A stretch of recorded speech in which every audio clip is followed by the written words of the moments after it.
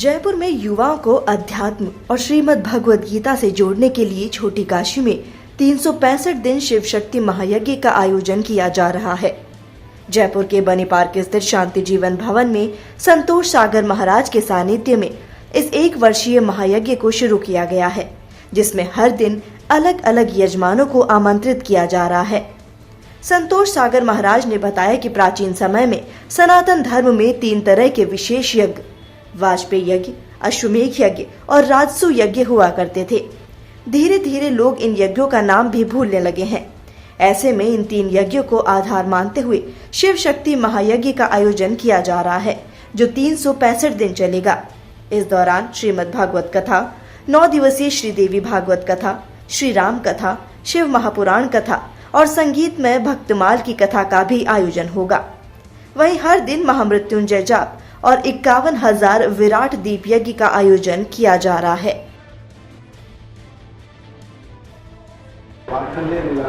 3 प्रकार के विशेष यज्ञ जो आपने पोस्टर में पढ़े होंगे, वाजपेयी यज्ञ, अश्वमेध यज्ञ और राजसु यज्ञ, जो प्राचीन समय में सनातन धर्म में हुआ करते थे। धीरे धीरे लोग इन यज्ञों का नाम भी भूलने लगे हैं, इसलिए हमने ये तीनों नाम अंकित करवाए और इस यज्ञ का हमने नाम रखा शिव शक्ति महायज्ञ, जो 1 साल तक लगातार 365 दिन चलने वाला है।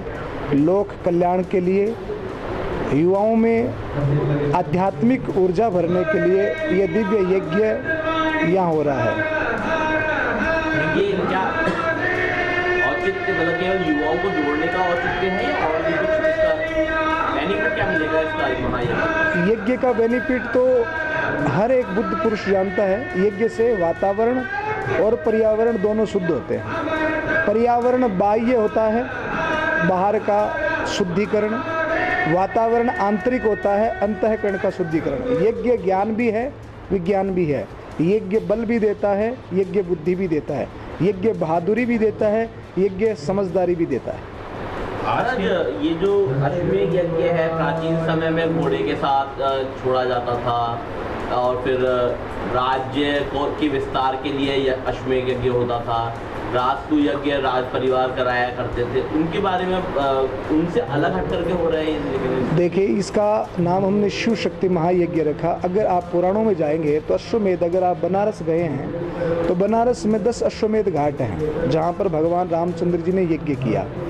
और अश्वमेध यज्ञ का मतलब अश्व छोड़ना या चक्रवर्ती सम्राट बनना ही नहीं है। अभी 2 साल पूर्व भी, शायद 1 साल पूर्व ही गायत्री परिवार के द्वारा मुंबई में एक बहुत बड़ा अश्वमेध यज्ञ हुआ।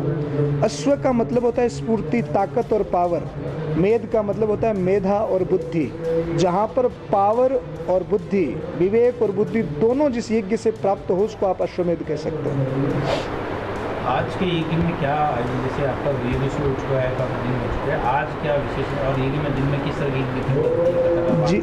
जी 3 अक्टूबर से ये यज्ञ आरंभ हो चुका था। 3 अक्टूबर को सुबह कलश यात्रा हुई और उसी दिन अग्नि स्थापन हुआ।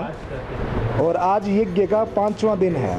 आज 5वें दिन में अखिलेश जी शर्मा आज यज्ञ के यजमान रहे। 6 परिवार बैठे।